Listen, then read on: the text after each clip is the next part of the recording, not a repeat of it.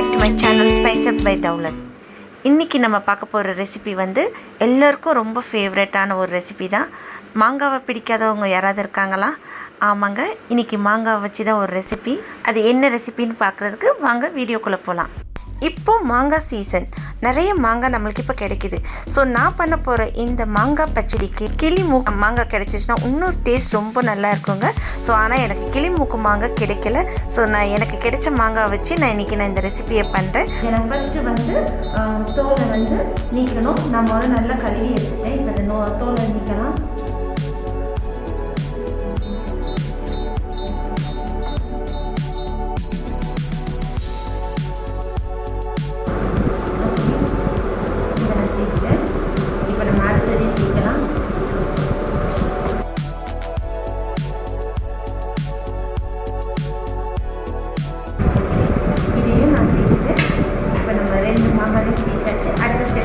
பார்க்கலாம்.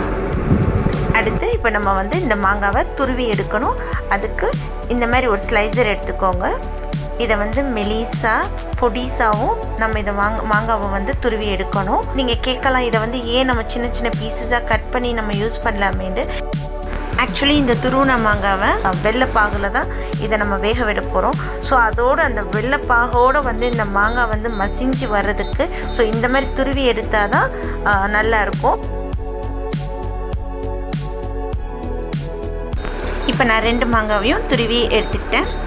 இப்போ நான் ஒரு கடாய் எடுத்து அதை ஹீட் பண்ணிட்டுருக்கேன்.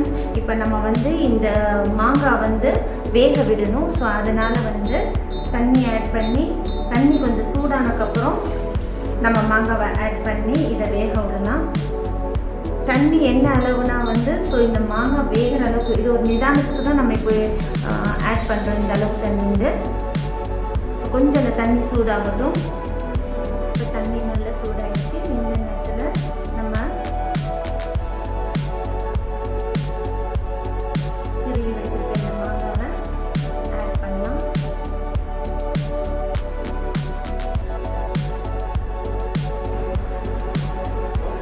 சரி, இது வந்து ஒரு பக்கம் வெந்துட்டுக்கையில் ஒரு 100 கிராம் வெல்லம் எடுத்துருக்கேன். இதை வந்து பாகுவாக காய்ச்சணும். ஸோ அதுக்காக நான் வந்து இப்போ பாருங்கள், இந்த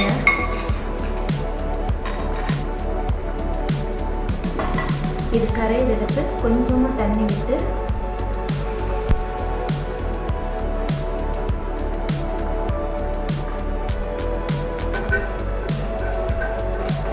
இதை நான் கரைய விடுறேன்.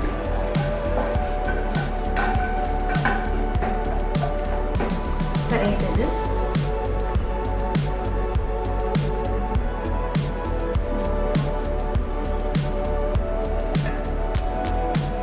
இந்த மாங்காய் வந்து நல்லா வேகட்டும்.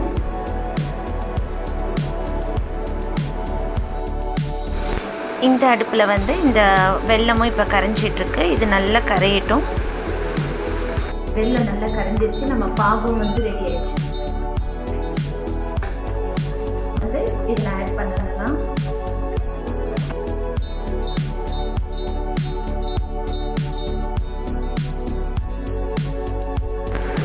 கேஸோட ஃப்ளேம் வந்து நான் ஃபுல்லாக வச்சுட்டு தான் இப்போ இதை செஞ்சுக்கிட்டு இருக்கிறேன். இந்த தண்ணி இப்போ இருக்கிற இந்த தண்ணி ஃபுல்லாக நம்ம வற்ற விடணும். நல்லா சுண்ட வற்ற விடணும். அதே நேரத்தில் நம்ம மாங்காவும் வெந்திருக்கணும். இந்த ஸ்டேஜில் வந்து இந்த அளவுக்கு நல்லா வற்றினதுக்கப்புறம் 1/2 டீஸ்பூன் சால்ட் ஆட் பண்ணுறேன்.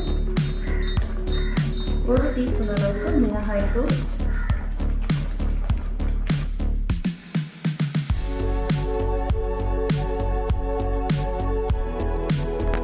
இந்த மாதிரி இந்த மிளகாய் தூளும் உப்பும் நல்லா கிளறி விடுங்க. நல்லா மிக்ஸ் ஆகட்டும். ஸோ அது நல்லா வெந்து இந்த இனிப்போடு, அதாவது இந்த பாகோடு சேர்ந்து இது வேகும் போது அவ்வளோ ஒரு சாஃப்டாயிரும். ஸோ அந்த இனிப்பு ஃபுல்லாக அந்த மாங்காய் வந்து உறிஞ்சிக்கிறோம். இந்த பச்சடியை வந்து நம்ம கிளிமூக்கு மாங்காயில் செஞ்சோம்னா இன்னும் டேஸ்ட்டு நல்லா இருக்குங்க. ஆக்சுவலி ஏன்னா கிளிமூக்கு மாங்காயில் வந்து பாதி இனிப்பும் புளிப்புமாக இருக்கும்ல. ஸோ அதனால் நம்ம கிளிமூக்கு மாங்காயில் செஞ்சால் டேஸ்ட் இன்னும் நல்லாயிருக்கும். இதை நீங்கள் வந்து ஸ்டோர் பண்ணி ஒரு கண்டெய்னரில் வச்சு நீங்கள் வந்து அட்லீஸ்ட் ஒரு மாதம் வரைக்கும் நீங்கள் யூஸ் பண்ணிக்கலாம். ஸோ இது எப்பப்போ தேவைப்படுதோ அந்த மாதிரி நம்ம வந்து எடுத்து சாப்பிடலாம். இனிப்புன்றது வந்து சில பேர் சாப்பாடுக்கு எடுத்துக்க மாட்டாங்க, ஆனால் சில பேர் விரும்பி சாப்பிடுவாங்க. ஸோ விரும்புகிறவங்க இது வந்து சாப்பாடுக்கு எடுத்து வச்சு கூட நீங்கள் சாப்பிட்டுக்கலாம், இல்லை வெறுமனை கூட சாப்பிட்லாம். அதாவது பசங்களுக்கு இனிப்பு சாப்பிட ஆசைப்படுறவங்க மாங்காய் புளிப்பு, எங்கள் வீட்டு பசங்க வந்து சும்மாவே எடுத்து வச்சு சாப்பிடுவாங்க. ஸோ அந்த மாதிரி வந்து உங்கள் வீட்டு பசங்க விரும்புனாங்கன்னா இந்த மாதிரி செஞ்சு கொடுங்க. இப்போ பார்த்தீங்கன்னா கொஞ்சம் கூட தண்ணி இல்லாமல் எல்லா தண்ணியும் நல்லா வற்றிருச்சு. ஸோ ஃபுல்லாக அப்படியே அப்படியே ஒரு அல்வா பதத்துக்கு வரும்போது தான் நம்ம அடுப்பு ஆஃப் பண்ணோம். ஸோ இப்போ பார்த்தீங்கன்னா உங்களுக்கு தெரியுதுங்களா, தண்ணி ஃபுல்லாக வற்றிருச்சு. நான் இப்போ அடுப்பு ஆஃப் பண்ணுறேன். இதை வந்து ஒரு பவுலுக்கு வந்து நான் ஷிஃப்ட் பண்ணுறேன். உண்மையிலே எனக்கு இது ரொம்ப ரொம்ப பிடித்தமான ஒரு ரெசிபி. ஸோ உங்களுக்கும் எல்லாருக்கும் இந்த ரெசிபியை பிடிக்கும்னு நினைக்கிறேன். கண்டிப்பாக இந்த ரெசிபி நீங்கள் உங்கள் வீட்டில் ட்ரை பண்ணணும். ஆனால் இதோடு இது முடியல, இதுக்கு நம்ம வந்து ஒரு தாளிப்பு கொடுக்கணும். வாங்க இது தாளிக்கலாம். இப்போ ஒரு சின்ன கடாயில் வந்து நான் கொஞ்சமாக நல்லெண்ணெய் ஆட் பண்ணியிருக்கேன். நல்லெண்ணெயோட 1 ஸ்பூன் அளவுக்கு கடுகு உளுந்தம் பருப்பு ஆட் பண்ணுறேன். இது எண்ணெயில் வெடித்த பிறகு கொஞ்சமாக கருவேப்பிலை ஆட் பண்ணுறேன். அதோட ஒரு 2 காஞ்ச மிளகாவையும் கிள்ளி போடுறேன். இப்போ நம்ம அடுப்பை வந்து ஆஃப் பண்ணிவிட்டு நம்ம ரெடி பண்ணி வச்சுருக்க மாங்காய் பச்சடி மேலே இதை ஆட் பண்ணுவோம். ஸோ ஆட் பண்ணிவிட்டு இது ஒரு நல்ல ஒரு மிக்ஸ் கொடுங்க. ரொம்ப ரொம்ப ருசியான மாங்காய் பச்சடி இஸ் ரெடி.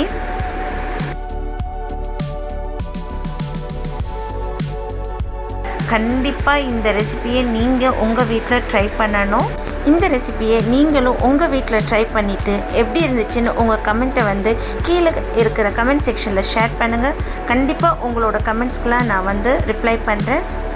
அடுத்து ஒரு நல்ல ரெசிபியோடு உங்களை நான் சந்திக்கிறேன். Until then, bye, take care, Assalamu alaikum.